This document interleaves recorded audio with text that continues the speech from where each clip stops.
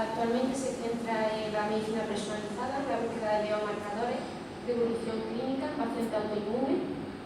Y él ya es un investigador consolidado con más de 45 publicaciones y más de 5 patentes, lo que le convierte en un investigador con mucha capacidad de innovación. Además, el año pasado creó la primera empresa de base tecnológica de la Universidad de Córdoba, llamada Coriomic Bioscience, que tiene como objetivo la aplicación de herramientas de Machine Learning en la búsqueda de biomarcadores predictores de evolución clínica y de respuesta terapéutica.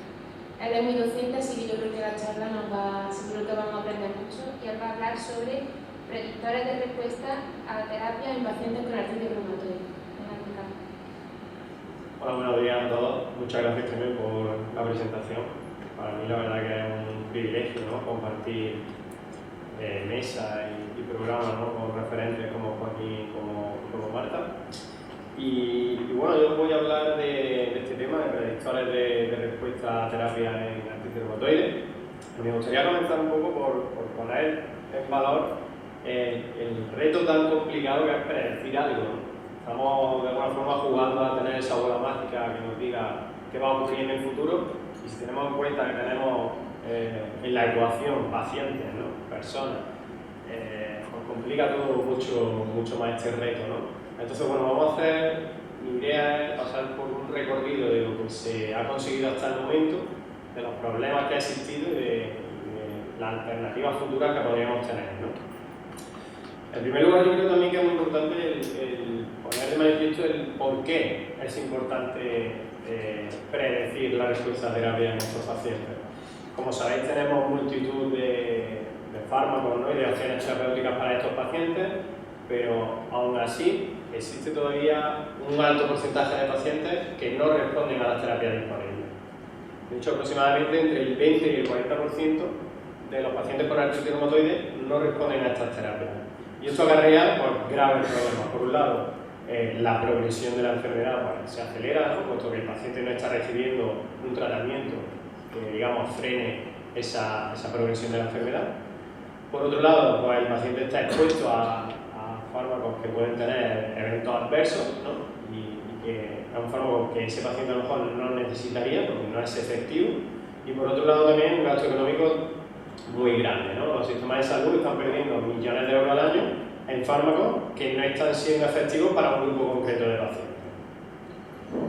¿Cuál es la solución? La solución sería, pues, predecir cuál es la mejor terapia para cada paciente en el momento adecuado.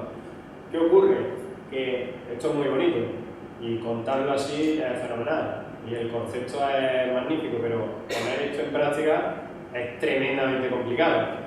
Si nos vamos a otra área de investigación donde quizá van por delante de la reumatología, quizá en cáncer, ¿no?, ya sí hay ciertos aspectos de medicina personalizada, sí se pueden hacer análisis en biopsia, por ejemplo en cáncer de mama, que pueden guiar decisiones terapéuticas, pero en el contexto de estas enfermedades aún estamos bastante lejos, ¿vale?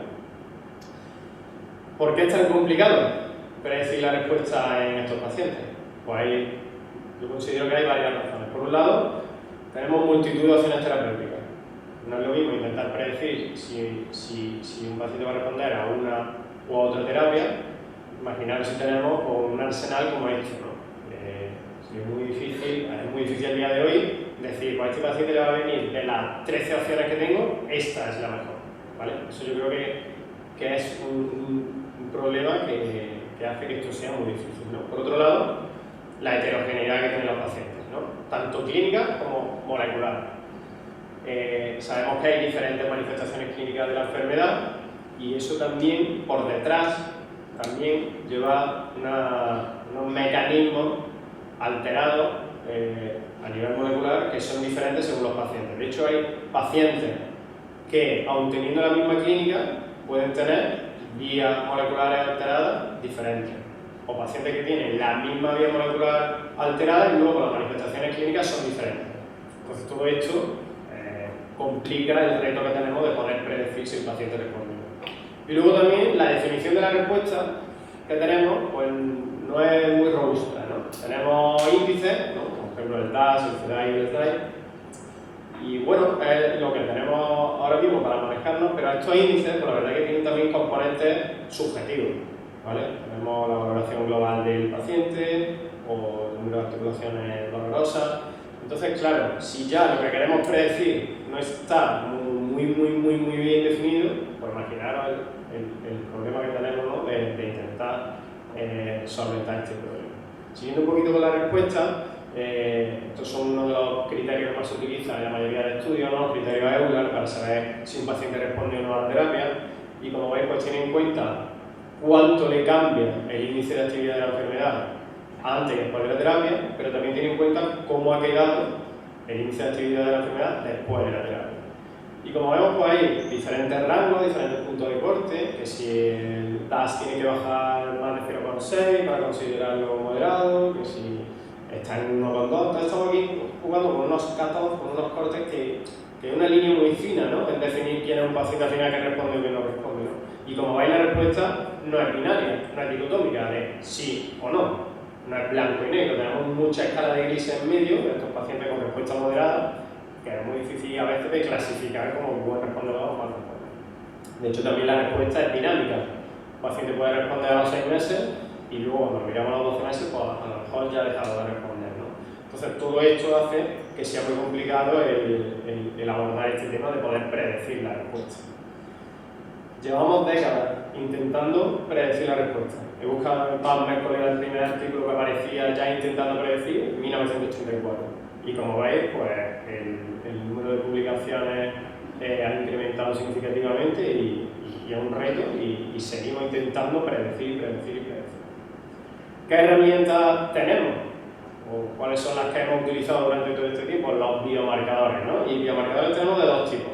Tenemos biomarcadores clínicos o analíticos también, ¿no? O puede ser el sexo, la edad, los anticuerpos, las proteínas C reactivas. Y luego tenemos otro tipo de biomarcadores que son ya más complejos, moleculares, ¿no? O sea, genes, proteínas, microRNA, etc. Bien, por comentar algunos de ellos, por ejemplo, me ha parecido interesante mostraros dos estudios que analizan biomarcadores clínicos como predictores de respuesta. Y he utilizado un par de estudios donde utilizo muchísimos pacientes, ¿vale? Cuanto más datos tengamos, más fuerte va a ser esa estadística y más seguro vamos a estar de realmente si el biomarcador funciona o no. Entonces, os traigo por ejemplo este estudio donde analizaron 3.280 pacientes. Eran pacientes que iban a empezar con anti-TNF y la respuesta se evaluaba a los 6 meses. ¿Qué encontraron? Predictores de buena respuesta. ¿Quiénes son los pacientes que mejor responden? Pues encontraron que eran los hombres jóvenes, sin comorbilidades, que no tenían muy alta la PCR, la USG, ni las articulaciones dolorosas inflamadas, ni la evolución global del paciente. Entonces, bueno, está bien como resultado, pero no nos está ayudando a resolver el problema, ¿no? Porque ¿cuántos pacientes tenemos que empiezan con anti-TNF que sean hombres jóvenes sin comorbilidades? A lo mejor es un porcentaje pequeño del total, ¿no? Y luego también otro metaanálisis, que en este caso analizó 21 estudios, en el que se incluían 16.000 pacientes, se incluían todos los biológicos, y la respuesta la medían, según el estudio, entre 6 y 12 meses. Aquí encontraron predictores de mala respuesta. ¿Cuáles son esos pacientes que peor responden a los biológicos? Pues las mujeres con más edad, fumadores, obesidad y niveles más altos de, por ejemplo, de USG, de la valoración global del paciente y de la actividad de la enfermedad. ¿Qué conclusión un poco podemos sacar de aquí? Pues bueno, somos capaces de predecir de alguna forma los grupos extremos, ¿no? Los que mejor responden, pues los hombres jóvenes sin comorbilidades y sin una actividad de la enfermedad muy alta, y los que peor van a responder, pues las mujeres que fuman, que tienen más edad, que tienen comorbilidades, la actividad de la enfermedad más alta. Pero ¿qué ocurre con todos esos pacientes que digamos están en medio? Pues no tenemos una herramienta clínica, un biomarcador clínico que nos pueda predecir si van a responder o no a la terapia, ¿vale? Entonces, la comunidad científica pues, empezó también a buscar biomarcadores en la sangre, ¿no? Eso fundamentalmente. Entonces, la idea era, bueno, si con datos clínicos no podemos, a ver si analizando en la sangre antes del tratamiento biomarcadores somos capaces de predecir. Y aquí hay multitud de estudios, cientos de estudios. Estudios donde la mayoría de ellos se han analizado, pues, sobre todo en plasma, en suero, algunos también en leucocitos, líquido sinovial, y se han intentado mirar multitud de moléculas, proteínas, genes, ARN mensajero, microRNA, metabolitos, y utilizando una variedad de técnicas muy diferentes. Es decir, hay grupos que miraban el mismo biomarcador pero con técnicas diferentes, y algunos de ellos encontraban una cosa y el otro que utilizaba otra técnica diferente encontraba lo contrario. Entonces, hay mucha controversia en cuanto a los potenciales biomarcadores que surgen en estos estudios moleculares. De hecho, la lista de biomarcadores pues, es larguísima, es tremenda. Aquí os pongo algunos: marcadores genéticos, transcriptómicos, proteicos. De hecho, si miráis algunas revisiones sobre este tema, las tablas resumen de los biomarcadores no coinciden entre esas revisiones porque hay tal cantidad de información, y yo le pondría a todo esto la etiqueta de potenciales. Todos estos son potenciales biomarcadores, potenciales. ¿Por qué? Porque no se ha validado, y uno de los principales problemas que tenemos para que esto pueda llegar el día de mañana a trasladarse en algo que podamos utilizar en la clínica. De hecho, por ejemplo, esta revisión sistemática del año pasado analizó 235 artículos donde se hablaba sobre biomarcadores en artritis, y esa es la conclusión, la que os pongo en rojo. Decía que ningún biomarcador, ninguno, conduce a un cambio relevante en la probabilidad de responder o incluso que pueda tener valor para utilizarse en la clínica, ¿vale? Entonces, hemos estado muchísimos años analizando biomarcadores y a día de hoy no tenemos ninguno que podamos utilizar. ¿Por qué? ¿Por qué no lo hemos conseguido, a pesar de todo este camino que hemos recorrido? Bueno, por un lado, la complejidad que he comentado antes, de lo heterogéneos que son los pacientes, la heterogeneidad que es la respuesta, y que no existe tampoco un consenso sobre cómo y cuándo medir la respuesta. Pero por otro lado también, como he comentado, los estudios analizan biomarcadores, la mayoría de ellos aislados, y en un número bajo de muestras, un número bajo de pacientes. Tampoco existen validaciones en cohortes de pacientes independientes y grandes que puedan, digamos, seguir poniendo a ese biomarcador en una posición como de ventaja respecto a los demás. Y luego pues tampoco se utilizan, la mayoría de ellos, herramientas computacionales avanzadas ni técnicas muy modernas, por así decirlo, como las que tenemos hoy en día. A pesar de ello, pues bueno, tenemos nuevas oportunidades, ¿vale? ¿Cuáles son esas oportunidades? Pues que tenemos nuevas tecnologías ómicas que permiten analizar cientos y miles de biomarcadores en una muestra de un paciente, cuando la mayoría de estudios que se han hecho con anterioridad utilizaban técnicas que permitían medir pocos biomarcadores, ¿vale? Decenas. Tenemos también nuevas herramientas computacionales, como por ejemplo la inteligencia artificial y el machine learning. Esto nos va a ayudar a encontrar patrones dentro de toda esa información que vamos a generar, y también va a permitir crear como fórmulas, algoritmos que combinen esos biomarcadores para que tenga mayor capacidad de precisión, que probablemente luego Joaquín desarrollará esto mucho mejor. Y luego también yo creo que hemos llegado al punto en el que hemos entendido que hay que integrar los biomarcadores, que un biomarcador por sí solo no va a tener tanta capacidad de predicción como tendría la combinación de varios. Si ya estamos viendo que hay datos clínicos que pueden predecir la respuesta y también tenemos datos moleculares que parece que pueden predecirla, pues probablemente juntos tendrán mayor capacidad de predicción todavía, ¿no? Siguiendo esta hipótesis, nosotros publicamos hace un par de años este estudio donde quisimos, como prueba de concepto, realmente validar esto. Validar que utilizando herramientas de tipo machine learning y combinando datos clínicos y datos moleculares, esa combinación tiene mayor capacidad de predicción que esos dos ítems por separado, ¿vale? Entonces, en este estudio lo que incluimos son 104 pacientes con artritis que empezaban anti-TNF y evaluamos la respuesta según los criterios EULAR a los 6 meses. ¿Qué encontramos? Pues por un lado encontramos un modelo predictivo que lo que utilizaba eran variables clínicas, como las que veis ahí, número de articulaciones inflamadas, duración de la enfermedad, etc. Y tenía ya pues, cierta capacidad de predicción, ¿no? Esta es la métrica que se suele utilizar, ¿no? Las curvas ROC, cuanto más se acerque a 1 mayor capacidad de predicción, cuanto más se acerque a 0,5 peor, y aquí pues, ya teníamos una buena métrica de 0,8. Cuando mirábamos a nivel molecular la capacidad de predicción de un modelo, de este machine learning que crea esa fórmula, ese algoritmo, Vimos también que con datos moleculares pues éramos capaces de predecir la respuesta también con una buena métrica, una buena área bajo la curva, utilizando pues, diferentes interleuquinas, microRNA y parámetros derivados del estrés oxidativo y la mitosis. Pues bien, por último lo que hicimos fue combinarlo y ver qué capacidad de predicción tenía el combinar datos moleculares y datos clínicos. Y observamos pues, que la predicción era más alta cuando los combinábamos, ¿vale? Y esto además lo validamos en una pequeña cohorte independiente, donde volvíamos a ver que la capacidad de predicción pues, era más alta en el modelo combinado que en los modelos por sí solos, ¿vale? Entonces aquí, como prueba de concepto, vemos que la combinación de datos clínicos y moleculares con herramientas de Machine Learning tiene ese potencial, ¿no? Más potencial de poder predecir la respuesta. Esta aproximación de Machine Learning también se han intentado aplicar para combinar, por ejemplo, nada más que datos clínicos. La idea era, bueno, y ahora que tenemos esta herramienta, si cogemos solo datos clínicos y las combinamos, podríamos ser capaces de predecir la respuesta.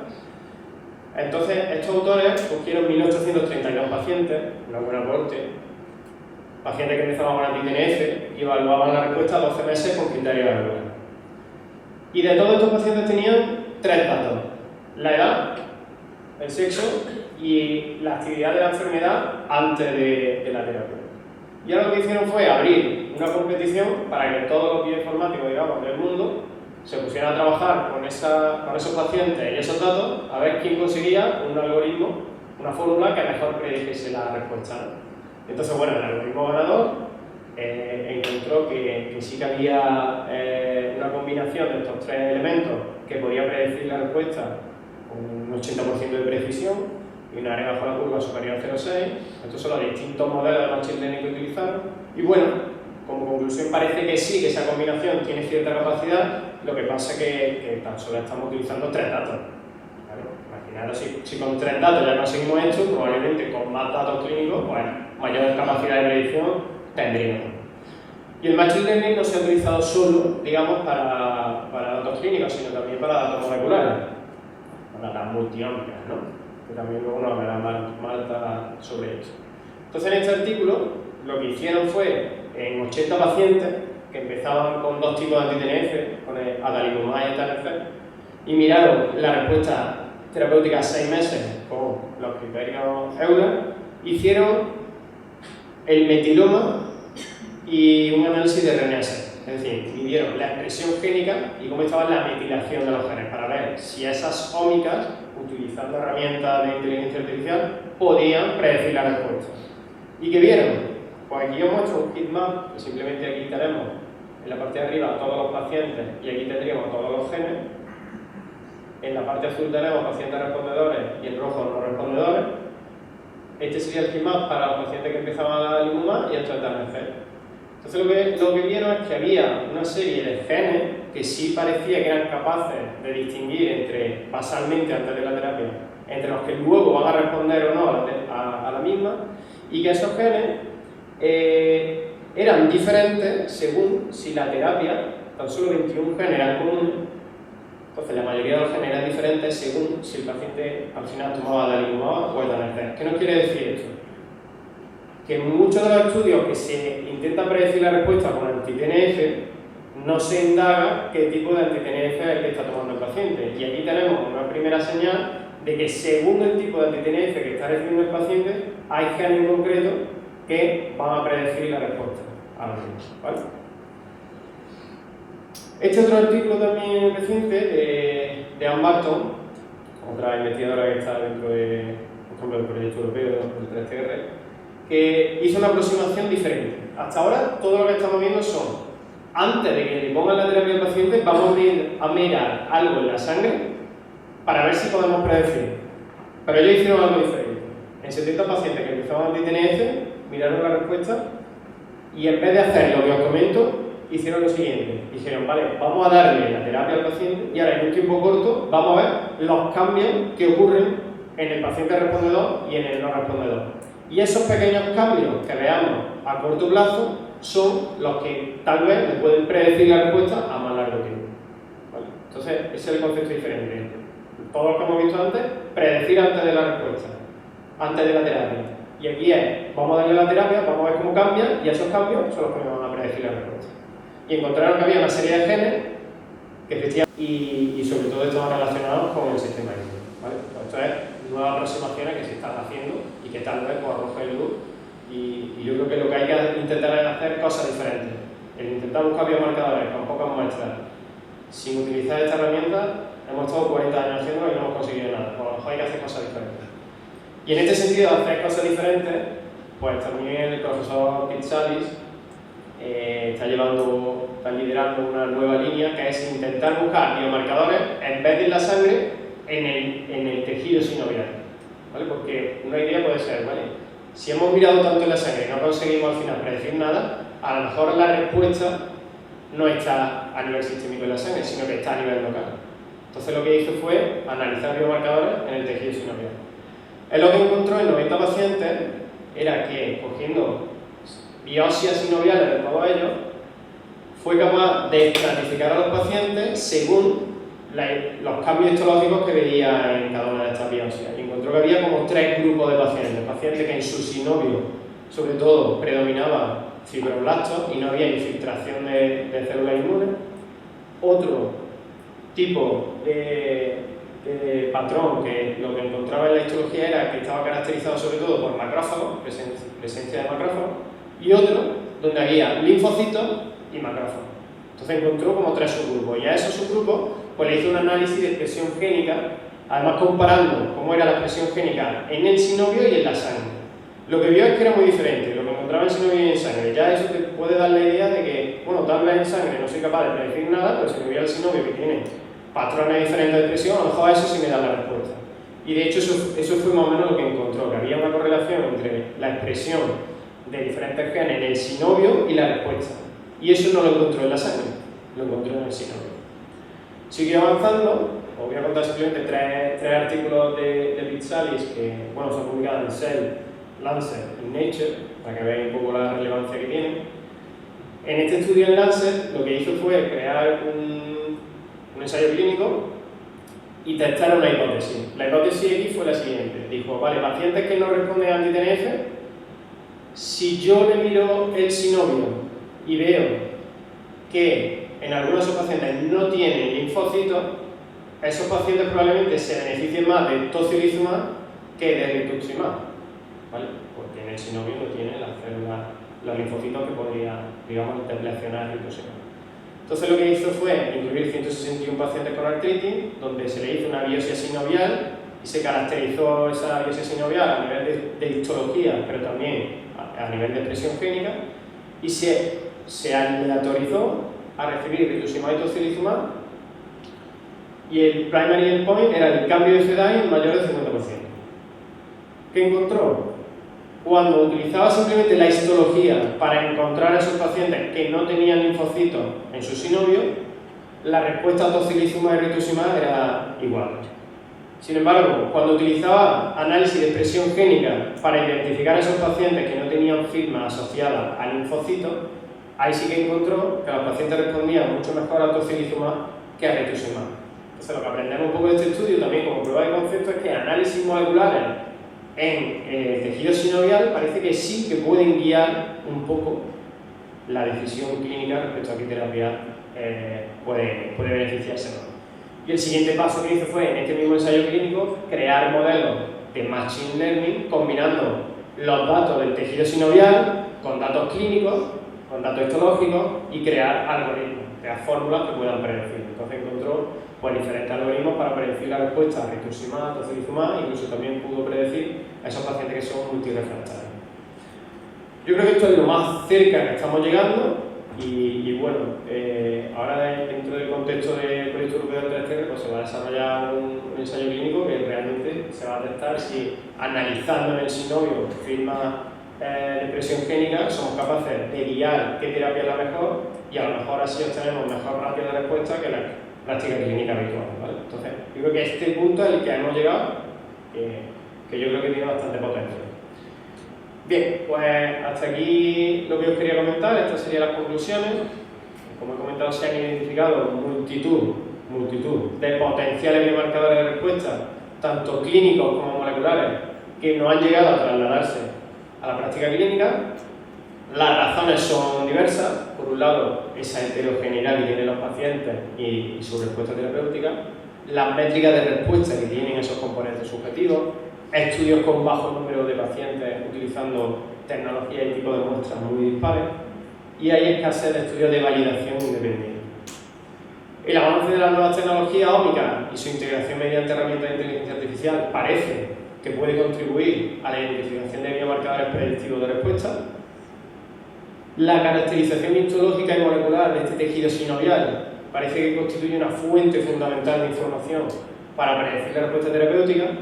Y bueno, yo creo que el desarrollo de grandes consorcios internacionales como los que se están llevando a cabo, donde se incluyan grandes cortes de pacientes, se utilicen grandes tecnologías ómicas y computacionales en colaboración con la industria, podría permitir este avance de la medicina personalizada en los pacientes con autismo.